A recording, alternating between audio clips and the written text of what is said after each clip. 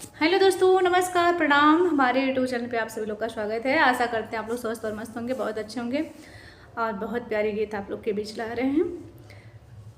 महाशिवरात्रि पर बहुत सुंदर, बहुत प्यारा शिव विवाह गीत है। जरूर सुने, अपना ढेर सारा प्यार सपोर्ट इस बार जरूर दें। लाइक, सब्सक्राइब, शेयर नहीं किए हैं तो जरूर करिए। प्लीज़ एक बार हमारे चैनल से आप लोग जरूर जुड़िए। ससुराल चले खाते तैयार, दुल्हा सरकार भोला जी। ससुराल चले खाते तैयार, दुल्हा सरकार भोला जी। जटा मुकुटों पे सर के मोरी, भावो तेरा माई भोला रोज लगले औरी। जटा मुकुटों पे सरफ के मोरी, भावो तेरा माई भोला रोजे लगले औरी। शिव के मन लोग करत सिंगार, हो दुल्हा सरकार भोला जी।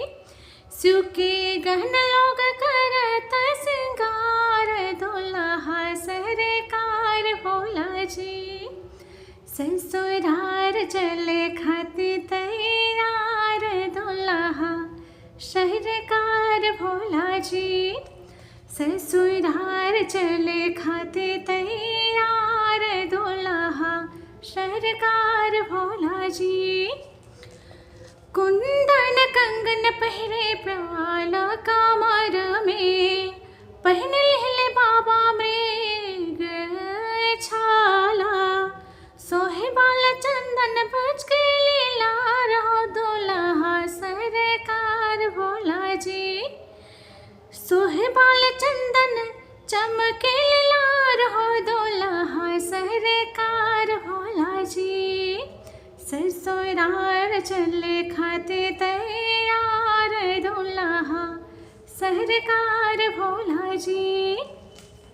ससुराल चले खाते तैयार, दुल्हा सरकार भोला जी।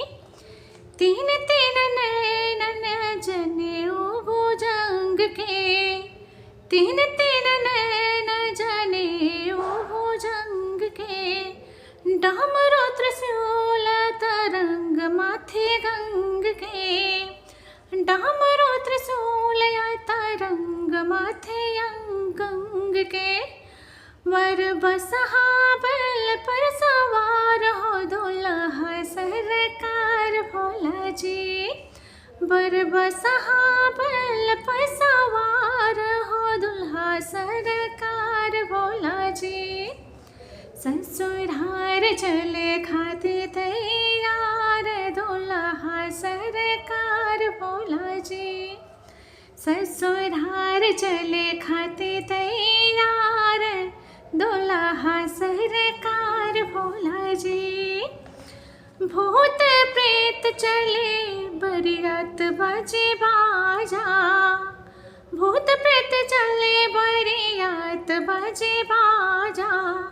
गौरी बिहार चले भूतवन के राजा, हाँ हाँ गौरी बिहार चले भूतवन के राजा।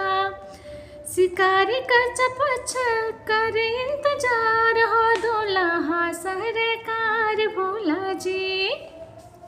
शिकारी कन्या पछ कर इंतजार, हो दुल्हा सरकार भोला जी। ससुराल चले खाते तैयार, दुल्हा सरकार भोला जी। ससुराल चले खाते तैयार, दुल्हा सरकार भोला जी। तो ज़रूर सुने महाशिवरात्रि पर इस गीत को आप लोग।